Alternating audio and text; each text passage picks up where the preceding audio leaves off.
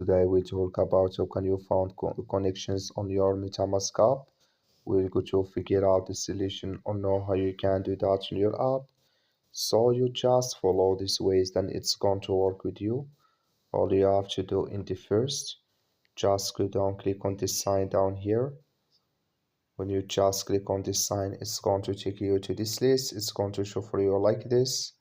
Click here on security and privacy here.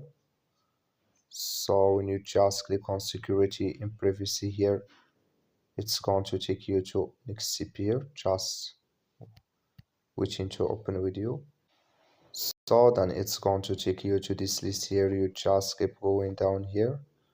You keep going down here until you will find here manage connections here. Click on it. It's going to take you to this list, and here you will find all connections you have on your MetaMask app. That's all. Thank you for watching. Don't forget to support us by liking.